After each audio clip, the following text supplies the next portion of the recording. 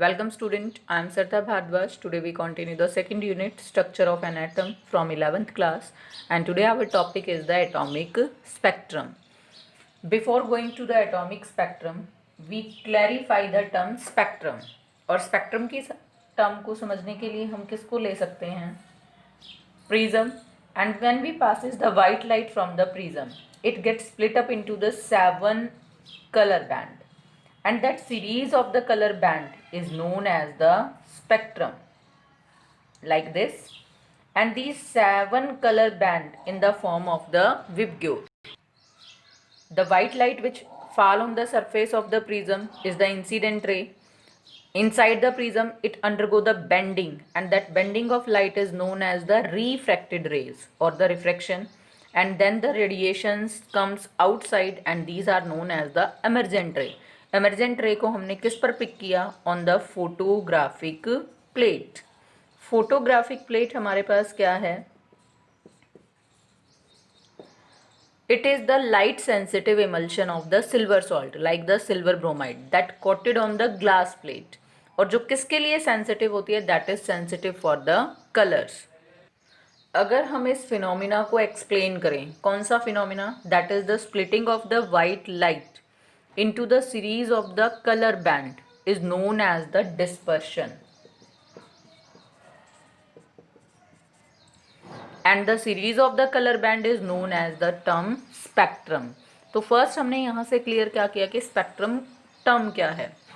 अगर हम इस फोटोग्राफिक प्लेट को इस तरह से फ्रंट व्यू में देखेंगे, when there is the front view observation, then we observe that the one colour merges into the another. Means violet के अंदर इंडिगो मिक्स है, इंडिगो में फिर ब्लू, फिर ग्रीन, फिर येलो, फिर ऑरेंज और फिर रेड.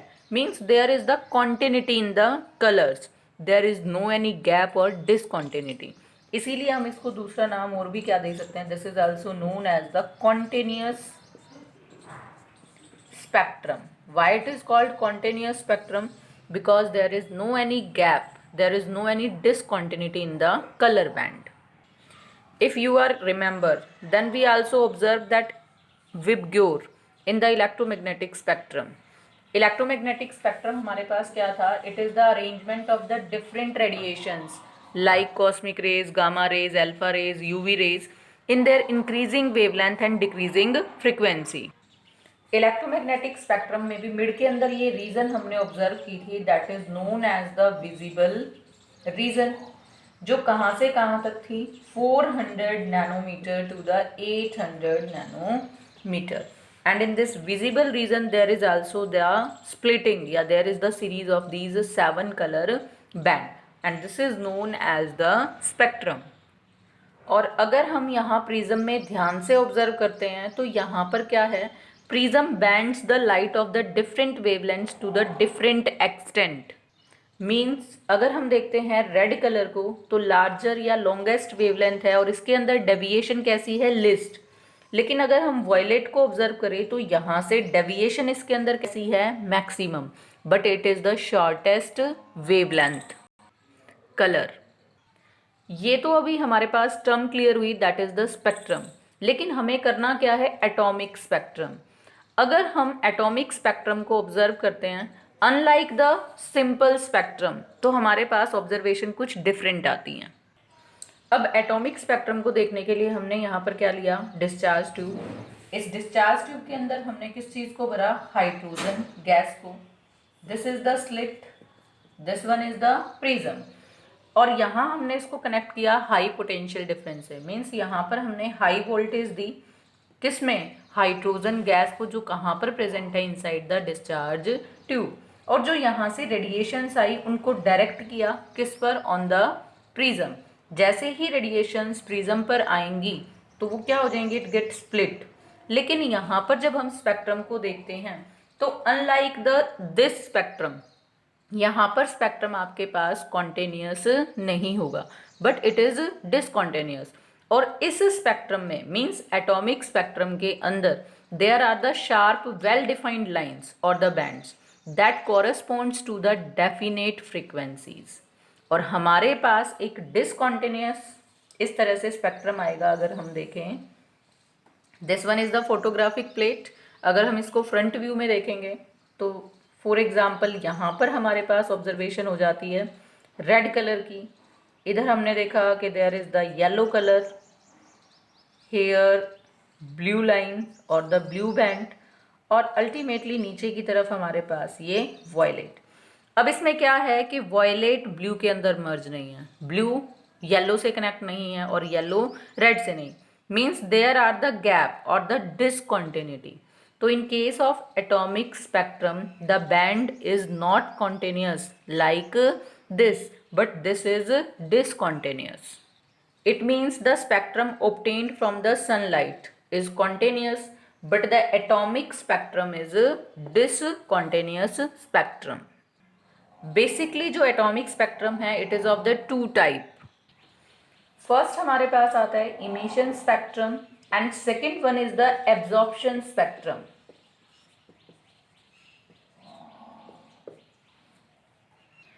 अभी हमने जो डिसकॉन्टिन्यूस स्पेक्ट्रम बनाया था बेटा, उसमें हमारे पास क्या था, इधर हमारे पास रेड कलर था, इधर फिर एक yellow line, then blue and then violet. तो हमने क्या कहा, there are the colour lines और द कलर बैंड्स, इसीलिए इसका नाम और भी हम क्या रख सकते हैं, लाइन स्पेक्ट्रम। और यहाँ पर कलर बैंड कॉन्टिन्यूस नहीं है, इसीलिए इसका नाम क्या है, डिसकॉन्टिन्यूस स्पेक्ट्रम। अब बीच में जो ये कलर बैंड आपके पास हैं, इनके बीच में एक गैप है या सेपरेशन है, यहाँ भी एक गैप है, इधर भी गैप है। तो जो ये आपके पास गैप्स हैं, these are the dark bands. Means जो ब्राइट कलर बैंड्स हैं उनके बीच में क्या है, separation of the dark band, और इसीलिए हमने इसको नाम क्या दिया, डिसकॉन्टिन्यूस। तो जो हमारे पास ये ब्राइट कलर बैंड्स आई या कलर्ड लाइंस आई, ये किसकी वजह से हैं, due to the emission spectrum. और जो हमारे पास ये डार्क बैंड्स हैं वो किसकी वजह से है, due to the absorption spectrum. जैसे आपने जनरली देखा है, जब हम किसी चीज़ को देखते हैं तो देखने के अंदर, साइट के अंदर किस तरह का प्रोसेस होता है, हमारी आंखों की तरफ से जो लाइट रेडिएशंस किसी चीज़ पर जाकर गिरती हैं, मीन्स यहाँ पर कोई सब्सटेंस है जिसका कलर कैसा है, रेड, हमने उसको देखा तो वो हमें रेड नज़र आया। ऐसा क्यों, क्योंकि जो वाइट लाइट यहाँ पर आई उसमें से क्या किया, बाकी सारे कलर्स को तो एब्जॉर्ब किया, लेकिन किसको रिफ्लेक्ट बैक किया, रेड कलर को, इसीलिए हमें क्या नज़र आया, red colour. Means the wavelength corresponding to the red colour is emitted out या reflected, but other radiations or the other colors are absorbed. अब जो हमारे पास रिफ्लेक्टेड या इमिटेड रेडिएशंस आई वो तो हमें नज़र आई, लेकिन हमारे पास जो वाइट लाइट है उसमें तो क्या है, कॉम्बिनेशन ऑफ 7 कलर्स है, हमें बाकी कलर्स नज़र नहीं आए। मीन्स वहाँ पर जितने बाकी बचे कलर थे वो क्या हो गए, उनकी वेवलेंथ एब्जॉर्ब हो गई। तो एब्जॉर्ब होने की वजह से वहाँ पर एक डार्क बैंड बन गया। तो जब लाइट रेडिएशन एब्जॉर्ब होंगी तो जो स्पेक्ट्रम आएगा वो एब्जॉर्प्शन होगा, और जब वो इमिटेड आउट होंगी या रिफ्लेक्टेड होंगी तो हमारे पास जो स्पेक्ट्रम आएगा वो कौन सा आएगा, इमिशन स्पेक्ट्रम। तो फर्स्टली अब हम यहाँ पर लेकर चलेंगे इमिशन स्पेक्ट्रम को। Emission spectrum are obtained when the radiations are emitted from the substance. अब कौन सी रेडिएशन इमिट करेगा, that have absorbed by the substance. For example अभी मैंने लिया था यहाँ पर इस तरह से डिस्चार्ज ट्यूब को, डिस्चार्ज ट्यूब के अंदर हमारे पास क्या थी, हाइड्रोजन गैस, और हमने यहाँ से उसको क्या दी थी, हाई वोल्टेज इलेक्ट्रिक डिस्चार्ज दिया। तो उसने यहाँ पर क्या किया, रेडिएशंस को एब्जॉर्ब किया। मीन्स जो एटम्स हैं, मॉलिक्यूल्स है या आयंस हैं, दैट हैव एब्जॉर्ब्ड रेडिएशंस। और जैसे ही वो रेडिएशंस को एब्जॉर्ब करेंगे तो हम क्या कहते हैं, यहाँ पर आपके पास कोई भी एटम था या फिर मॉलिक्यूल या सब्सटेंस कोई भी था, आयन था, अब जैसे ही इसको रेडिएशंस मिली तो वो क्या होगा, एनर्जी को गेन करेगा and move to the excited state और the higher energy state, as the energy and stability inversely related with each other. तो जैसे ही वो एक्साइटेड स्टेट पर जाएगा उसकी एनर्जी इंक्रीज होगी, लेकिन स्टेबिलिटी क्या करेगी, डिक्रीज। तो वो उस एक्साइटेड स्टेट से वापस कहाँ आना चाहेगा, ग्राउंड स्टेट में। लेकिन ये कब पॉसिबल होगा, when it emitted out the radiations or the energy that absorb previously, जिसको उसने एब्जॉर्ब किया था पहले, अगर वो उसको इमिट आउट करेगा तभी तो वो क्या करेगा, एक्साइटेड से कौन सी स्टेट पर आएगा, ग्राउंड स्टेट या फिर लोअर एनर्जी स्टेट पर। लेकिन अगर हम इन एनर्जी गैप को इस तरह से तोड़ दें, मीन्स मैंने यहाँ 3 एनर्जी लेवल्स लिए, यहाँ पर था आपके पास सब्सटेंस, उसने रेडिएशन को एब्जॉर्ब किया और वो एक्साइटेड स्टेट पर चला गया।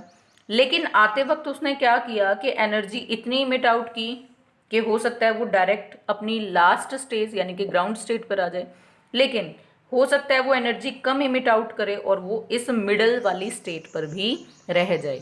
मीन्स इमिशन ऑफ एनर्जी पर डिपेंड करता है कि उसने किस कलर की रेडिएशंस को इमिट आउट किया है और कौन सा कलर वहाँ पर हमें नज़र आए। मीन्स जो स्पेक्ट्रम के अंदर कलर बैंड्स बनेंगे या ब्राइट कलर्ड लाइंस बनेंगी, they corresponds to the definite frequency और the wavelength which are emitted by the atom, ion or the substance when it comes back to the ground state or the lower energy state from its excited state. And one of the important part of the emission spectra is that it is highly specific for the specific substances or the salt. जैसे अगर हम बात करते हैं sodium की या फिर sodium salts की, तो वहाँ पर जो हमारे पास इमिटेड रेडिएशंस या लाइट आएगी उसका कलर कैसा आता है, हमारे पास येलो लाइट। ऐसे ही अगर हम पोटाशियम या पोटाशियम सॉल्ट की बात करेंगे तो वहाँ पर हमारे पास जो कलर इंडिकेशन रहेगा वो कैसा आएगा, वॉयलेट। तो मीन सोडियम के केस में येलो, पोटाशियम के केस में वो कैसा है, वॉयलेट। अगर हम लिथियम की बात करते हैं तो वहाँ पर कैसा आएगा, pink colour. Means the radiations emitted by the different substance are of different colour and these are highly specific. या हम क्या कह सकते हैं कि जो हमारे पास स्पेक्ट्रम आएगा एक पर्टिकुलर सब्सटेंस का, that consisting of the line of the definite frequency, और इसीलिए उसको हमने नाम क्या दिया, लाइन स्पेक्ट्रम। और वो कॉन्टिन्यूस नहीं होगा, डिसकॉन्टिन्यूस होगा, इसीलिए हम उसको नाम क्या देंगे, डिसकॉन्टिन्यूस स्पेक्ट्रम। जैसा बिल्कुल मैंने अभी स्टार्टिंग में दिखाया था किसके केस में, कि डिस्चार्ज ट्यूब में हमने किसको लिया, हाइड्रोजन, और हाई इलेक्ट्रिक पोटेंशियल या इलेक्ट्रिक डिस्चार्ज जब हम देंगे तो फोटोग्राफिक प्लेट पर आपके पास क्या आ जाएंगी, there are the line spectrum. और जो लाइन स्पेक्ट्रम है उसी को हम नाम क्या दे सकते हैं, that is also known as the atomic spectrum. अभी जैसे मैंने आपको बताया कि सोडियम के लिए येलो, पोटाशियम के लिए वॉयलेट है, लिथियम की अगर हम बात करते हैं तो पिंक कलर आएगा। मीन्स जो आपके पास पर्टिकुलर एलिमेंट के लिए एटॉमिक स्पेक्ट्रम होगा वो कैसा होगा, यूनिक होगा, irrespective of the even the form in which it is present. Means आप सोडियम लो या सोडियम का सॉल्ट लो, हमें इससे मतलब नहीं है कि उसकी फॉर्म क्या है, लेकिन जो उसका स्पेक्ट्रम होगा वो कैसा होगा, highly unique. Just like the fingerprints of the human beings, जैसे हमारे फिंगरप्रिंट्स स्पेसिफिक होते हैं और कभी किसी के साथ मैच नहीं करते, वैसे ही पर्टिकुलर एलिमेंट या पर्टिकुलर सब्सटेंस के लिए उसका जो लाइन स्पेक्ट्रम होगा वो कैसा होगा, हाईली स्पेसिफाइड और यूनिक, वो दूसरे किसी के साथ मैच नहीं करेगा। जैसे अगर हम सोडियम के केस में बात करते हैं तो सोडियम के केस में स्पेसिफिकली हमें 2 लाइनें मिलती हैं। Means there are the 2 line spectrums, एक तो 589 नैनोमीटर पर मिलती है और दूसरा 589.6 नैनोमीटर पर। अब ये इस पे डिपेंड नहीं करता कि sodium, what ever the source of the sodium, means वो सोडियम की फॉर्म में है या सोडियम सॉल्ट की फॉर्म में है, और हमारे पास उसके स्पेक्ट्रम में हमेशा ये 2 स्पेसिफिक वेवलेंथ्स पर क्या मिलेंगी, लाइंस, और इनको हम और भी नाम क्या देते हैं, sodium D line. Means sodium D का मतलब डुप्लेट, और वो 2 डुप्लेट कौन कौन से हैं, इन दोनों वेवलेंथ पर, इसीलिए इसको और भी नाम क्या दिया जाता है, सोडियम डी लाइन। तो ये तो एक्सप्लेनेशन हुई हमारे किसकी, इमिशन स्पेक्ट्रम की। अब हम बात करेंगे किसकी, एब्जॉर्प्शन स्पेक्ट्रम। अगर हम इमिशन वाला ही केस लेकर चलें तो आपके पास यहाँ पर एटम है, आयन है या फिर मॉलिक्यूल है, उस पर लाइट रेडिएशंस आकर गिरी, मीन्स कॉन्टिन्यूस इलेक्ट्रोमैग्नेटिक रेडिएशन, या हम कह सकते हैं white light strike on that surface. तो वो क्या करेगा, उन लाइट रेडिएशंस को क्या करेगा, एब्जॉर्ब करेगा। एब्जॉर्ब करके वो क्या होगा, it moves from ground state to the higher energy state. तो अब एब्जॉर्प्शन ऑफ लाइट की वजह से जो आपके पास ये स्पेक्ट्रम में लाइन आएगी वो क्या कहलाएगी, that is known as the absorption spectrum. Emission में तो क्या था कि वो वापस जब आया तो उसने लाइट रेडिएशन को इमिट आउट किया, और उन इमिटेड लाइट रेडिएशन की वजह से वहां पर क्या बना था, इमिशन स्पेक्ट्रम। लेकिन यहाँ पर क्या होगा, एब्जॉर्प्शन होगा, तो स्पेक्ट्रम कौन सा ऑब्टेन होगा हमारे पास, absorption spectrum.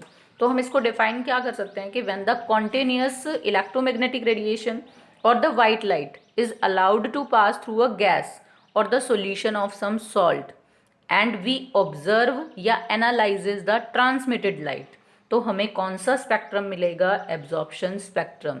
And the object आपके पास जो एब्जॉर्प्शन स्पेक्ट्रम होगा that analysed in the form of the dark lines. और जो ये हमारे पास डार्क लाइंस होंगी वो किसको कोरस्पॉन्ड्स करेंगी, they corresponds to the wavelength of the radiation that are absorb by the substance और द पर्टिकुलर सॉल्यूशन, जिसमें से हमने किसको किया है, वाइट लाइट को पास किया है। Such spectrum containing few dark lines due to the absorption of light is known as the absorption spectrum. Absorption जो आपके पास स्पेक्ट्रम होगा हम उसको क्या बोल सकते हैं, just like the photographic negative of the emission spectrum. Means जैसे हमारे पास इमिशन स्पेक्ट्रम में लाइन्स अपीयर्स जो हो रही थी, कलर्ड बैंड्स थे, वो हाईली स्पेसिफिक थे कि एक पर्टिकुलर फ्रिक्वेंसी और पर्टिकुलर वेवलेंथ पर ही आएंगे। तो जो डार्क लाइंस आएंगी हमारे पास किसके केस में, in case of the absorption spectrum या एब्जॉर्ब्ड रेडिएशंस के केस में, तो वो भी क्या होंगी, these are also characterized for the particular substance. इसको हम सोडियम का एग्जाम्पल लेकर समझ सकते हैं। सोडियम में हमने बताया था कि इमिशन स्पेक्ट्रम में इन दो वेवलेंथ्स पर हमें क्या मिलेंगे, bright bands, means yellow lines indicates होंगे। तो वो क्या है हमारे पास, emission spectrum. On the other hand, when the white light is passed through the vapors of the sodium, we get the dark lines in the absorption spectrum at the same wavelength. Absorption spectrum अगर हम show करें तो हमने यहाँ क्या लिया, sunlight, ये slit में से उसको पास करवाया। यहाँ हमने एक कंटेनर लिया जिसके अंदर हमारे पास क्या है, NaCl सॉल्यूशन। अब इस सॉल्यूशन में से जो रेडिएशंस निकलेंगे, मींस ट्रांसमिटेड लाइट को हमने किस में से पास करवा दिया, प्रिज्म में से। और यहाँ से जो इमिटेड रेडिएशंस है उसको कहाँ पर हमने लिया, फोटोग्राफिक प्लेट पर।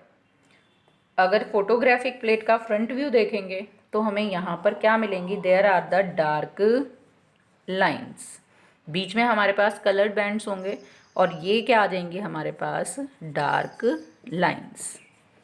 और डार्क लाइंस हमें किस चीज़ को इंडिकेट करती है, that is the absorption spectrum of the sodium chloride.